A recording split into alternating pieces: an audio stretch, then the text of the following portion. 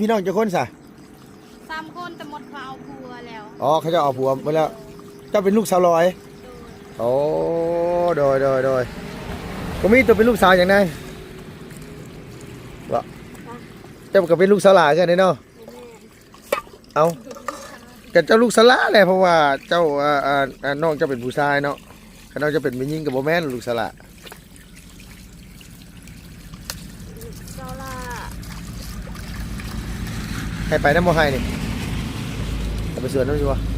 ใช่แล้วเนาะถ้าเขาคล้องถ้ากินบางน้ำโตนี่ไม่ได้กินเนาะเขาว่าเขาต้องซื้อมาเองแล้วกาว่าว่านี่พาไปหาคือไปสันโอ้ผู้ใดสิไปแดดก็แดดคันคือมื้อนี้เนี่ยคืออยู่นี่พาไปปลูกมันพาไปปลูกมันดุหลายให้ผู้บ่าวเห็นในกล้องเขาเจ้าบ่กล้าเอาตัวเป็นเมียหรอกเพราะว่าเขาเจ้าเห็นตัวดุโพดเขาเจ้ามาอยู่น้ำเขาเจ้าอยู่น้ำตัวบ่ได้พาเขาเจ้าบุกแต่ไห้แต่สวนยันตากแดดหรอยันไปพาตัวตากแดดนะ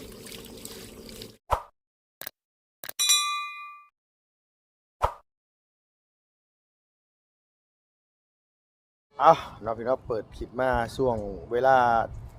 ตอนเสาร์เลยพี่น้องไอ้เมื่อนี้ก็อยู่บ้านเพื่อนซ่านน้องของมีพี่น้องเนาะพอดีว่าลุงแลดมาแต่เช้าแน่พี่น้องไอ้เมื่อนี้ว่าสิมาว่านี่แหละทางลุงสิไปสั่งเล็กสั่งลามาให้ทางเพื่อนน้องแต่งจริงเนี่ยพี่น้องไอ้ก็เลยตื่นแต่เช้าแน่และน้ำก็บ่หลายพร้อมมื้อเช้านี่อาบน้ำทางเอาพี่น้องเนาะน้ำปลาหมมา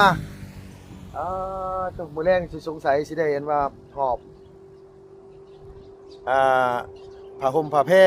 มาอาบน้ำเพื่อนน้องของมีพี่แหละพี่น้องเอ้ยเนาะน้ำปลาบ่ไหลอีกแล้วพี่น้องเอ้ยอยู่บ้านดงเนาะโอ้ยตื่นแต่เช้าแน่พี่น้องเนาะดีว่าสิมากินข้าวอยู่พี่แหละมื้อนี้ก็ได้ซื้อกับข้าวมาแล้วก็ซื้ออันว่าเนี่ยกินข้าวเช้าอยู่พี่เนาะพี่เนาะอยู่เพื่อนกับทั้งทีมงานบ่ทันได้ตื่นมากก็เฮ็ดหยังบ่ได้เพราะว่าน้ำบ่มีเนาะพี่เนาะใครแน่ได้เปรียบแน่มื้อเช้านี่ตื่นมาก่อนหมู่ตื่นมาแต่เช้าเลยพี่น้องเอ้ยเลยได้อาบน้ำอาบในแล้วไปทีเรียบร้อยแล้วมื้อนี้เนาะพี่เนาะในรายการฝากพี่ฝากน้องติดตามน้ำการเขตเพื่อนน้องอีหล่าแต่งกิ่งเนาะพี่เนาะอ้ายสร้างแหล่เฮาโทรมาหาแล้วพี่น้องเอ้ยตกลงราคากันอยู่ที่15 ล้านกีบเนาะค่าสร้างแต่ว่าจักรปั่นไฟนี่เฮาต้องเซาเองแล้วก็ค่าน้ำมันเติมเฮาต้องซื้อเองค่าเครื่องค่าแห้งเพิ่นน่ะ15 ล้านว่าซั่นว่านี่แหละก็ตามแต่เนาะพี่เนาะสิโทรไปแจ้งให้เพิ่นอีกเทื่อนึงแล้วก็ช่วงเที่ยงว่าสิพาลูกพาหลานไปซื้อเสื้อผ้าชุดนักเรียนนำแน่เรื่องรถจักรน้องเพิ่นใจเย็นๆพี่น้องเอ้ยลุงกำลังซอกหาอยู่ตอนนี้ก็ได้เนาะรอบ่าวบุญคงเพิ่นกลับมาแต่ดุมพระบางก่อนเนาะเนาะโดยกราบทักทายสบายดีเด้อพ่อแม่พี่น้องช่วงเช้าบรรยากาศเย็นๆเลยเมื่อวานฝนตกแห้งเมื่อวานนี่เปียกเบิดเลยพี่น้องเนาะทางเรือนน้องบ่มีบ่รู้ว่าเพิ่นไปปลูกมันบ่บุมื้อนี้ก็ได้สงสัยยันบ่ได้ไปปลูกหรอกพอดีว่าซื้อปลามานำเพิ่นเลยซื้อปลาขาวบ่มีปิ้งปลาเป็นอยู่บ่เป็นบ่มานี่ได้กว่าตัวสิกินเลยบ่เนี่ยตัวปิ้งปลาขาวพันอัพสบายดีเด้อโดยมันก็มีแล้วเนี่ยแบบสุกมากก็มีอันนี้นะแต่ว่าเขาอยากกินปิ้งปลาไหมเอาไปด้วยไม่แบ่งให้ลูกให้หลานกินนะเขามาเติมโรงเรียน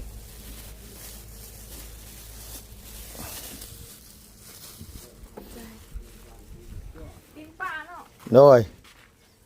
ปิ้งปลาก่อนนะเฮ้ยอันว่า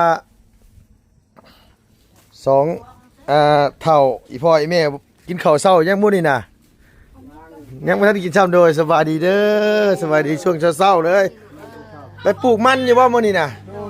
ให้ปลูกให้มันแล้วใช่ลูกเอ้ยพอ เนาะฝนตกแล้วมันตอนมันดินมันยังซุ่มเนาะบ่เนาะ โดย พี่น้องดินมันบ่มีแบบมันแห้งนี่โอ้ยปลูกมันตายได้นี่ โดย ยังโชคดี มื แล้ว อนี่เคยอ เจ็ ยู่ บมือ นี่ เจ็ เจ็ บบ เจ็บเอ็นเจ็บใช้เอ็นนะ อ๋อเจ็บเส้นเอ็น ใช่ แม่ไปยุกนักเมื่อวานนี่ไปจักบ่ แม่นะผู้ชิแม่นะเรียกบ่เช่าบ่พักเลย เออ เป็นไข่ ขูดพื้นแน่ก็มัน นอเฮาขูดนั่นขูดพื้นหั่นมันใช้เวลาหลายมื้อแหละมันเจ็บบัดนี้แม่บ่ไปหาหมอบ่ซั่นน่ะ เลยไป มันเป็นน้ำเส้นน้ำเอ็นนั่นแหละเฮาว่า โดยแม่นั่นเป็นลักษณะนั้น น้อยน้ำเส้นนั่นแหละเพราะว่าเฮาเฮ็ดเวียกหนักเด้ กูกลับ มันแห้งเฮาก็ลงไปแล้ว โดยอายุเฮาก็หลายเลยนะพ่อเนาะ โดยแม่แหละ บ่คือยังน้อยยังหนุ่มเด้ โอ้ยยังนอนยัง ซ้ำของมีนี่ใครแล้วคือซ้ำของมีนี่ มันเฉยไปนะ โดย เมื่อยก็เมื่อยเป็น อัน ชั่วโมง โดยอันนี้ ในยูกภาพเจ็บนี่ เออ มืออยู่ โดยอันนี่แหละว่าสิไปมาแต่เช้าว่าสิไปบอกกันพ่อน้องจริงๆยันว่าเพิ่นไปหันไปนี่แหละอันเฮาสิไปสั่งเล็กมาให้เรา โดย เล็กมาเฮ็ดเฮือนเพิ่นนั่นแหละสร้างเพิ่นมาเบิ่งแหละเพิ่นว่า15ล้าน แต่ว่าค่าสร้างน่ะ15ล้าน แต่ว่าค่าไฟค่าจักรอีหยังน่ะลูกเซาเองเบิดเลย โดย ค่าน้ำมันต้องเซามันบ่มีไฟฟ้าเด้เนาะ โดย ต้องเซาจักรเพิ่นมาบ่รู้ว่าเพิ่นสิให้เซาเท่าไหร่และค่าน้ำมันอันติดใส่จักรหันอีกก็บ่รู้ว่าสิเบิดเท่าไหร่อันนั้นก็ได้ ชาวละ เดี๋ยวประมาณพุ่นแหละว่าแห่ซาวพุ่นแหละคันว่านั่นก็10ปลายพุ่นแหละ มันจะเข้าฮอตชิปชาวหาพุ่นละ ฮอดชามชิบ40เอ้ย คันว่ารวมสังกะสีนี่ฮอดอยู่40ล้าน โดยแม่เลยลูกแม่ รวมค่าสร้างทั้งอย่างนี้นะ อันนี้ก็จักเท่าไรปีแล้วเช่านี่ลุกก็จักเท่าไรปีแล้ว โดยมีแต่ว่าให้เพิ่นมาเบิ่งแหละมีแต่ว่าเสาตัวนี้มันบ่ตรงก็ให้เพิ่นแต่งเอาเนาะ ได้ย้อนแต่งจริงละ โดย มันพอมันก็ตายแล้วบ่ มันบ่ไหวแล้ว มันหาเงินผู้เดียวเนาะเข้าวก็กินซื้อกินมีหยังก็อันนี้ มันบ่ไหวแล้วเพิ่นติโตแล้วอันนั้นก็ได้ โดยได้มากก็พอได้แต่ซื้อข้าว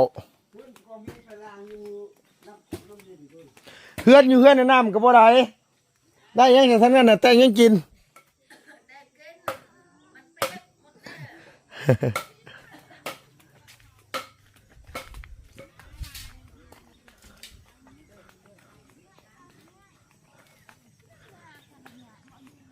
เออ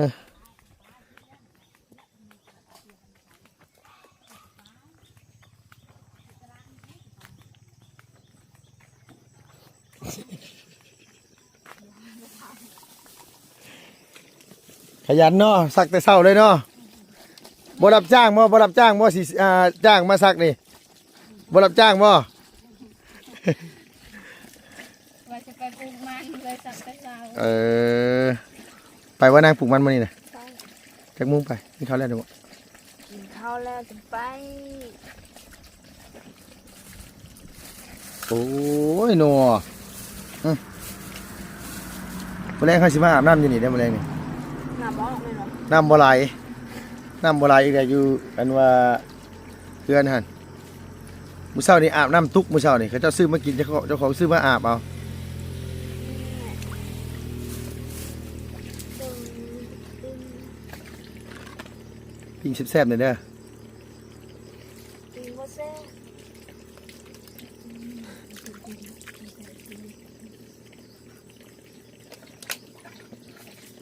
คันบ่เอาใส่มันออกมันก็ขมเลยเนาะ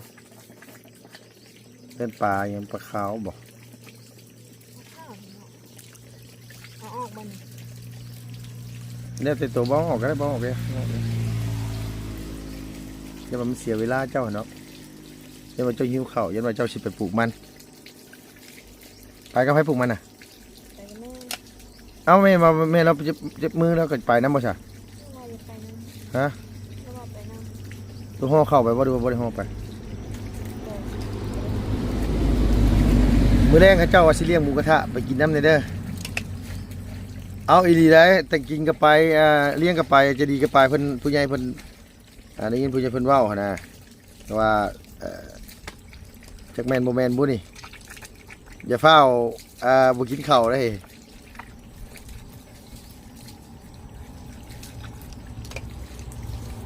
เด็กก็จะได้คือตัว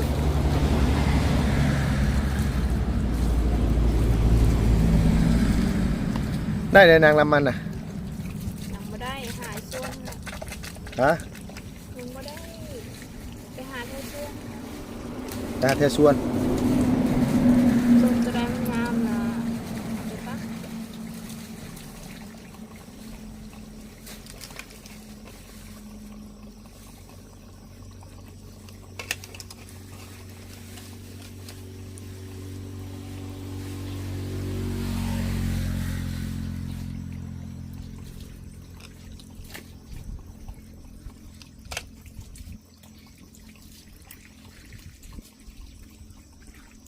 พอจริงๆแล้วอยู่เพื่อนบ่นะ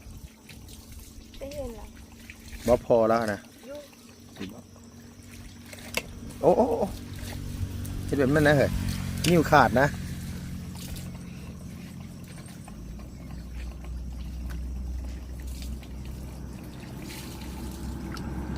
พี่บอกได้หน่อยตัวสปริงมาเดียวเบิดเลยสปริงมาเดียวเลยวะ อย่างมันก็ได้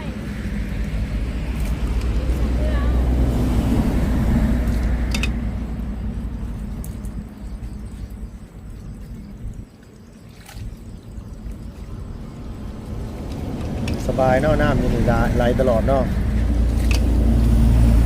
ปลายจะน้ำมันแล้วอุ้ยปะ น้ำนะมีอยู่แต่ไฟบ่มีเนาะคือเก่าเลยเนาะอันนี้ได้สมาแต่บ้านได้ชานี่นะ อยู่บ้านนี่แล้ว เอาเฮือนใช่ชะ แม่ทางทาง หลังนี้เหรอ แม่ เจ้าเคยไปเฮ็ดเวียกอยู่เซโปนบ่ โดย เออ จางคือโดน โดยว่าคุ้นๆว่า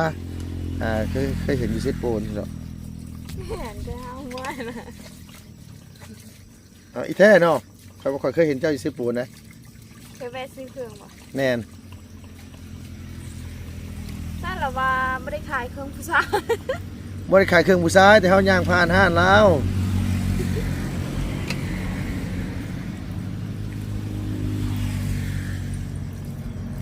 คันอยู่เซโปนเนี่ยยังเฮาสิบ่ฮู้ไอ้ตลาดเซโปนเนี่ยบ่ฮู้จักเขาเบิดแหละ แม่อยู่เพื่อนไปทางไทย มาไปทางให้ แม่อยู่คนเดียว เออเอาบ่ได้มีแฟนมาเจ้าน่ะผู้สาวบ่ บ่มีผู้สาว ผู้สาวหรือแม่ห้าง ผู้สาว ผู้สาวเนาะ โดย เออเอาคือบ่หาแฟนมาซอยแม่ทางให้ซะน่ะ บ่มีผู้เอา บ่มีผู้เอา โดยเขาทางบ้าน แม่นบ่ล่ะ ก็แม่นั่นแหละถึงว่าเนาะแม่แล้วสาวบ้านลุงมีแต่ขี้ไล่เขาบ่มา โอ้ยงามปานนี้แหละอย่าว่าขี้ร้ายเถาะ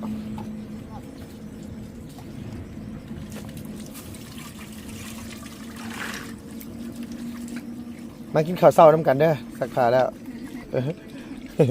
เอาอยู่เจ้ามีพี่น้องจักคนซะ 3 คนแต่หมดเขาเอาผัวแล้ว อ๋อเขาจะเอาผัวมาแล้ว เจ้าเป็นลูกสาวลอย โอ้โดยก็มีตัวเป็นลูกสาวอย่างนั้นวะเจ้าก็เป็นลูกสาวหลากันเนาะเอาแต่เจ้าลูกสาวหลาแหละเพราะว่าเจ้าน้องเจ้าเป็นผู้ชายเนาะข้าน้องจะเป็นผู้หญิงกับโบแมนลูกสาวหลา เจ้าล่ะ ให้ไปน้ำโมให้นี่เอาไปสวนน้ำชัว ใช่แล้วเนาะ ถ้าเขาคล้องถ้ากินอาบางน้ำโตนี่ไม่ได้กินเนาะเขาว่าเขาต้องซื้อมาเองแล้ว จ้าล่ะ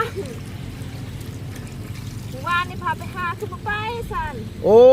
ผู้ใดสิไปแดดก็แดดคันคือมื้อนี้เนี่ยคืออยู่ นี่สิพาไปปลูกมัน นี่พาไปพวกมันดุหลายให้ผู้เฒ่าเห็นในกล้องอะเขาเจ้าบ่กล้าเอาตัวเป็นเมียหรอกเพราะว่าเขาเจ้าเป็นตัวดุโพดเขาเจ้ามาอยู่นำเขาเจ้าอยู่น้ำตัวบ่ได้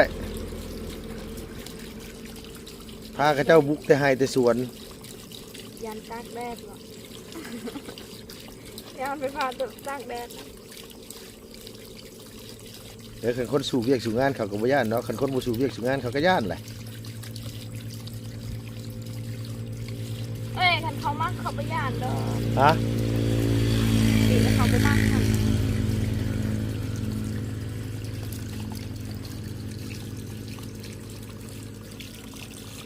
ที่จริงก็มีอยู่พี่น้องเอ้ยว่าอันตัวที่มันสุกแล้วนะแต่ว่าไปเฮ็ดเวียกอยู่เซฟปนเพิ่นให้เดือนเท่าไหร่เจ้า เดือนละห้า เดือนละห้า โดย ตายแล้วค่าครีมท่าหน้าก็ยังบ่พอ ว่าสิปลูกมันต่อแต่บ่มีดินเฮ็ดเลย เออ ที่นี่ก็ดินเขา เอาจะไปทางให้ดินเจ้าเองบ่ ดินเขาอันนี้ก็พอปลูกเขาซื้อ อ๋อปลูกเขาซื่อๆจักปีเลยเจ้า เขา4 ปี เจ้าสี่ โดย ยังบ่เคยมีแฟน บ่ แม่นบ่นางชุดโตดิตัวให้กันเนาะชุดโตนี่เนาะ จะไปโต บ่หยอกน้องเพิ่นซื่อเด้อโอ้บ่มีคนเอาบ่ดีว่าเลือก เลือกลายอ่ะ เลือกลายนะนี่นะเนาะมีแต่คนเลือกนะ เอ้ยเราไม่ได้เลือกเด้อเนี่ยไม่ได้เลือก ทางโคกเด้อเขาสิบอกตัวเด้อขึ้นคานเด้อเด้อ เอาแล้ว ตกลงยังกันว่าเรื่องกันว่านั่นตัวเรื่องพอดอันว่าไทยดินตัว ยังเขายังมาเบิ่งอยู่ เขาจะมาทันมาเบิ่งซ้ำ ว่าเขาหาเมื่อวานเนี่ยเขาว่าไปแปลงรถอยู่เซโป้น อืม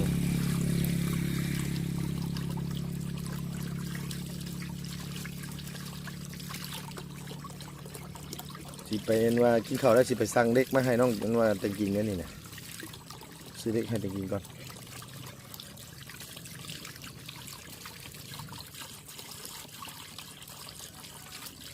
เฮ็ดสะอาดเนาะให้ตัวกันเนาะเอาอีหลีส่วนหลายคนที่นี่เขาจะบ่เฮ็ดสะอาดปานใดนะมีแต่ตัวเลยเฮ็ดสะอาด แต่สะอาดมาก แท้น้องเว้าอีหลีได้นี่บ่ได้เป็นเว้าย่องตัวใดบางคนเขาจะล้างลูกๆๆๆแต่เขาเจ้าก็ไปเลยล่ะไอ้3 น้ำ4 น้ำล่ะ ไปแล้ว คือว่าได้น้ำเพื่อนตัวมันหลายเด้คันโกบ่เลี้ยงปลานี่คือสิอันนี้เนาะของมีเนาะเพื่อนตัวเนาะมันไหลตลอดบ่นะ ใช่ตลอด ย่ำเดือน4เดือน5ก็ไหลคือกันเนาะ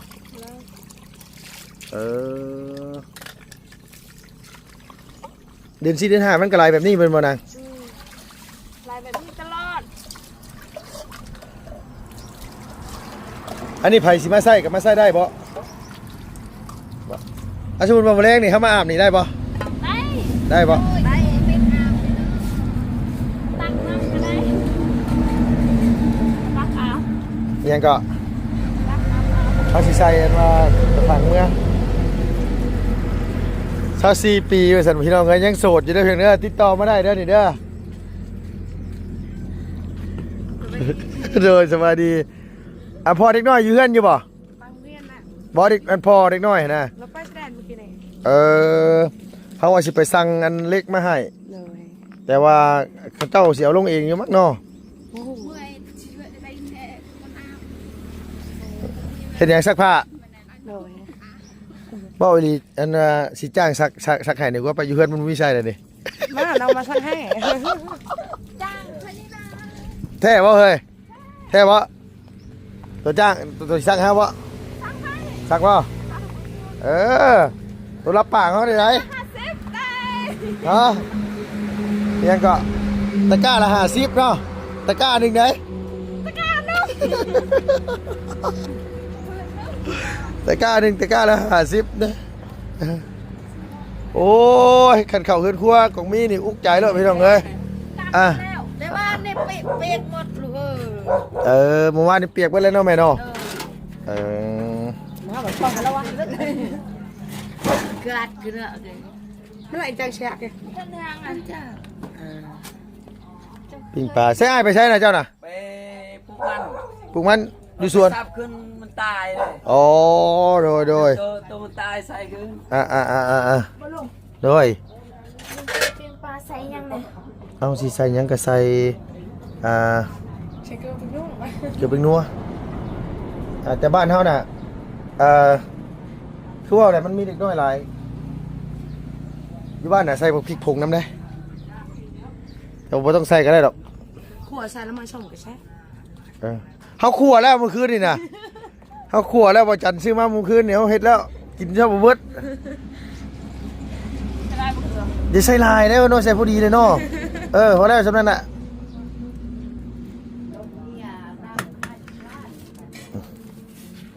เป็นนวลจะใส่ลาย เช็ดห้าง คือ พอ เอาไปละ นั่นห้าง ไอ้ตาตีวัน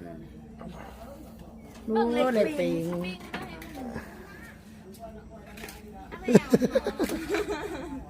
ขัวเส้นไม้ส้มมาซั่นน่ะปลานี่ขัวเส้นไม้ส้มบ่แซ่บมันต้องปลาดุกหน้านะ บ้านนี่มันลายกลาง ก้างมันหลายบ่แม่นว่ามันหลายก้างมันหลายโอ้ ขอโทษนะคุยจักไปซะ เนาะก็มีก้างมันหลายบ่แม่นมันหลายก้าง มันก็คือกันเลยแต่ว่าเว้ากลับกันซื่อสำนันพอละบ่ต้องใส่ลายได้ให้เกลือฮะ ช่างเข้าเตาอบ ฮ้อนนี่เนาะเฉพาะจนจังขาวนั่นน่ะเนาะ แล้วข้าวอยู่บนฮอนนี่ เออ อยู่เย็นแค่ได้ข่าว เอาอยู่เย็นมันบ่ได้ขาวได้หน่อยเอ้ยมันต้องอยู่บ่ฮ้อนใช่ไหมมันยังขาว แต่ว่านี่แหละพี่น้องเอ้ยแบบก้มโอ้ยควันเด้ ข้าวกับยาและอยู่เพียงนี้ บ่ไหวดอกเนาะเฮ้ยเนาะเฮ็ดใหม่ซะก็มีไป ใช้เงินดิ ฮะ คันว่ามีเงินอันนี้เจ้าของนี่เราอยากได้ใหม่เนาะ ระหว่างห้องน้ำกับพื้นครัวตัวจะได้ตัวใดนั่ง เงินครัวนี่แล้ว โอ้ยห้องน้ำแล้วเอาเนาะโอ้ยบ่ไหวแล้วเขา คนบ้านด้วยเวลาคนตกน้อยเห็นมากอันนี้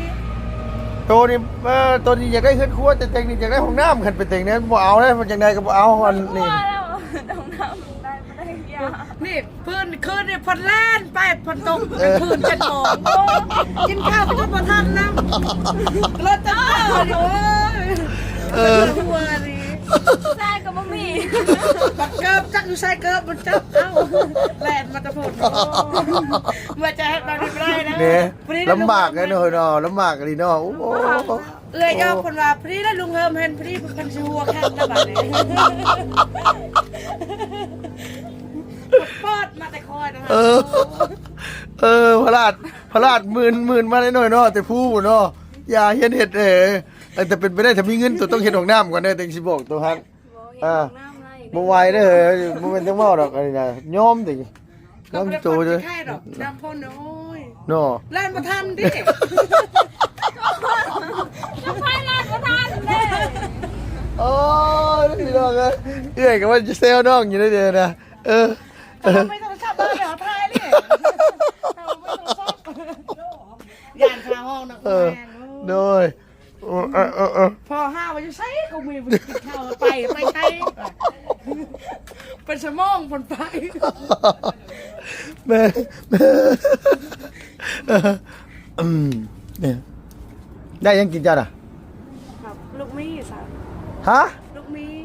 ลูกมี โดย ลูกมีคืออย่างนาง กลัว ตรงมี อ๋อลวกมีอ๋อต้มมีอ๋อโอ้ยขมังนี่เรื่องไง กินกุละห่อแล้ว บุญห่ออะไรกันแล้ว เลย ซื้อมาหลายอย่างอยู่หันแต่ว่าจาก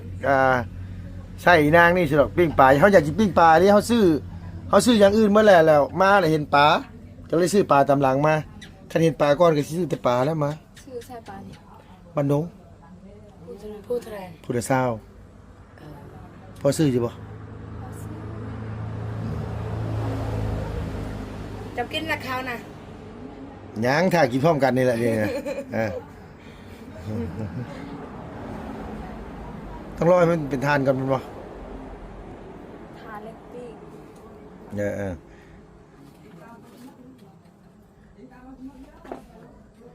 ค่าอันนั้นน่ะเดียวสิไปอันว่าอันนี้อันว่านี่สร้างเพิ่นจักเพิ่นสิเริ่มมาเฮ็ดมื้อใด เลย มีแต่ว่าสิไปสั่งเด็กไปก่อนกับตอนเที่ยงสิพาเด็กน้อยไปซื้อเสื้อผ้าก่อน เลย บ่ต้องเอาฮอด5ตู้ก็ได้ดอกเพราะว่ามันใกล้สิวิทย์ป .5 เลยเนาะ เลย เอาค่อย ส ส อ อง ง พื้น สองโต๊ะ พื้นกับพ่อ อยู่ได้2พื้นก็พอแล้วเนาะ เลยโอ้โหหัวตลอดมันว่าเอามาปืนมัน ยังบ่นี่ มาเด้ซื้อยังมาฝากเนาะ ไปได้หยัง ว่าตีได้ยังบ่เอาอีหลีได้เต็งอันว่าแต่ได้ยินเขาเจ้าว่ามือแรกนี่เขาเจ้าสิเลี้ยงหมูกระทะเขาเจ้าว่าเขาเจ้าสิไปมาชวนตัวอะไรก็ชวนจริงๆเนี่ยก็ชวนจะดีชวนเลี้ยงไปนำ กินใช่ กินอยู่ข้างเฮือนเท่านั้นแหละเอามีร้านตัวเคยกินหมูกระทะจิ้มจุ่มเคยกินบ่ว่าดิบ่เคยว่าแท้ ก็บอกแค่ โอ้โหใหญ่เป็นสาวปานนี้ผู้บ่าวกับบ่เคยชวนไปกินเทื่อเลยบ่ฮะว่าดิบ่อันเราเคยมีผู้บ่าวบ่เคยมีเทื่อ โตนอนอยู่เฮือ โตก็คืองามอยู่น้องบ่โตคือผู้บ่าวคือบ่คุยนำโตบ่ ยอดขี้ลายเลย บ่แม่นเนาะตัวเลือกหลายตัวนั้นน่ะ เลือกลาย เลือกหลายเพราะ งามแค่ได้เลือกลายเบิ่งเจ้าของ คืออยู่อังใช่ อ๋อแล้วซะนี่นะฮ้อนพี่น้องเอ้ยเขาอยู่ใกล้บ่ได้ เฮ็ดเอาไม้เฮ็ดเล็กปิงสบายปิง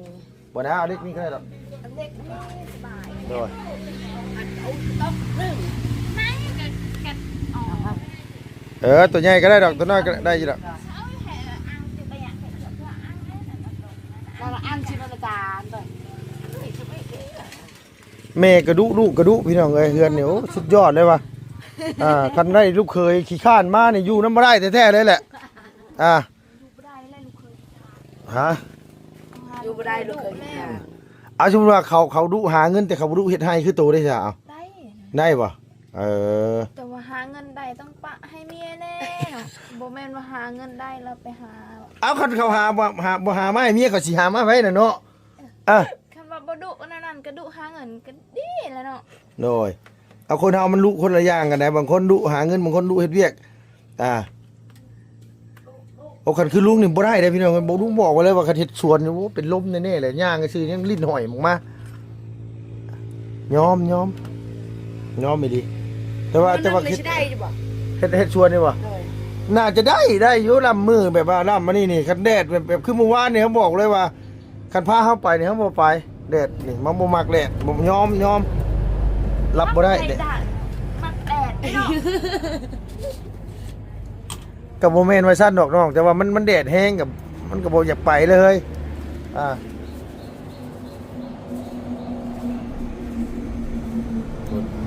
เป็นญาติหมู่ญาติโอ้เฮียเป็นญาติหมู่ว่าบ่แซ่บเด้โอ้ยเป็นนัวสิบ่เอามีแต่ว่าถ่ายกินข้าวกินน้ำนํกันก่อนพี่น้องเอ้ยเนาะน้องก็มีเพิ่นกำลังปิ้งปลา